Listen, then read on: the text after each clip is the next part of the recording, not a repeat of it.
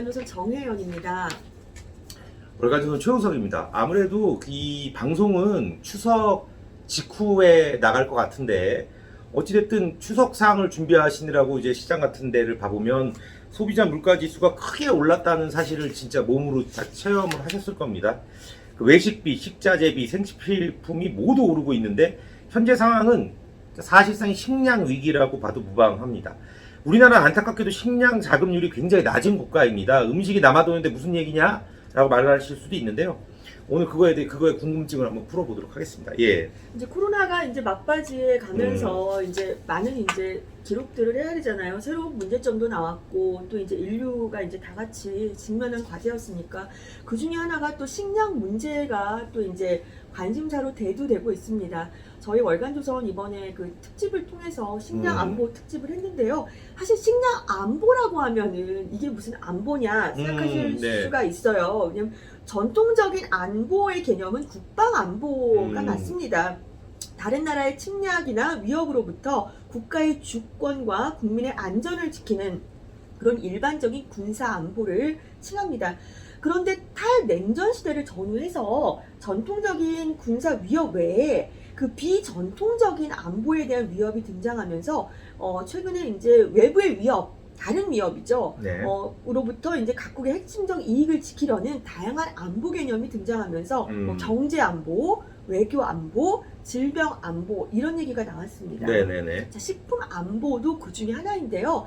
그 영어를 정확히 해석을 하자면 식품 안보는 식품 안정성, 또는 식량 안보 등으로 이제 번역이 되는데 만약에 노인이 경제적 여유가 없어서 식품을 아니 식량을 구입할 수 없다면 이것은 식품 안정성이 낮기 때문에 식량 위기 상황, 식량 안보에 문제가 생긴 게 맞습니다. 네. 그러니까 그렇네요. 네. 네, 그러니까 우리가 지금 먹을 거 많은데 무슨 식량 안보야 그게 아니라는 거죠. 우리 장바구니 물가가 많이 올라서 평소에 먹던 것을 먹지 못하는 상황, 또 아니면 정말 향후에 음식이 식품이 부족할 상황, 이 모든 것을 포괄적으로 봤을 때는 식량 안보의 위협 상황이라고 볼 수 있는 겁니다. 맞습니다. 이게 안보라고 하더라고요. 왜냐하면 저 군대에 있을 때 눈이 많이 오지 않습니까? 네. 눈을 치우는 거를 작전이라고 그래요. 제설 작전. 네. 왜 작전이냐? 보급로에 눈이 그렇죠. 쌓여서 네. 식량이 못 올라가면 다 굶어 죽잖아요. 그렇죠. 그렇기 때문에 이거는 전쟁이나 다름없다. 빨리 네. 작전처럼 신속하게 치워서 해야 된다. 보급로를 뭐 마련을 확보해야 된다. 네.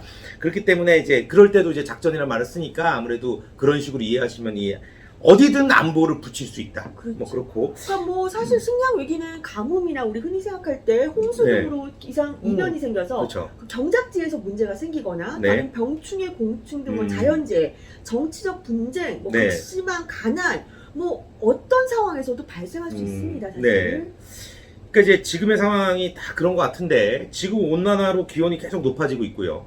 러시아 우크라이나 지역 분쟁, 뭐 게다가 달러까지 사상 최고가를 경신하고 있는 상황입니다. 코로나로 식량을 수출하지 않은 국가들도 많고요.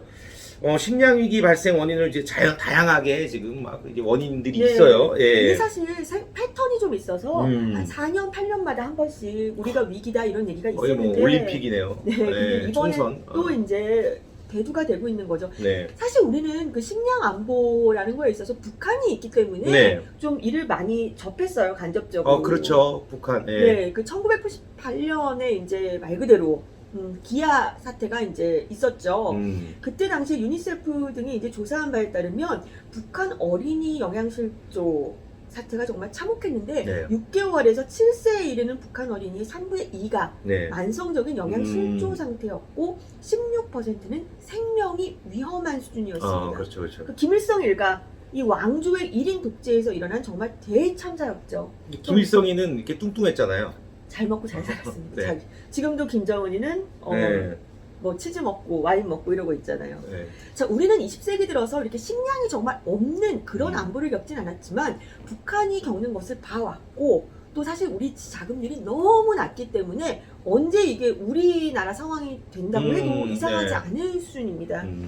지금 국제연합에서 발표한 거에 따르면 전 세계 평균 고급 곡물의 자급률은 101.5%입니다. 네. 그러니까 101.5%면 곡물이 남아 돈다는 소리잖아요. 그래서 100% 넘으니까요. 네, 넘으니까 너무 좋죠. 예를 들어 호주 같은 경우는 289%, 캐나다는 177%, 미국은 125%, 중국은 100%의 자급률을 보입니다. 그런데 이 전 세계의 곡물이 참 많은 지역에 골고루 분포가 되어 있다면 참 좋겠지만 그렇지가 않습니다. 그렇죠. 뭐 몰려 있죠. 그러니까 전쟁도 일어나는 거고 네. 하는 거. 예. 우리나라의 그 자급률은 식량 자급률은 21%입니다. OECD 국가 최하위 수준입니다. 지금 섬나라인 일본도 23%가 넘는데 우리가 21%다.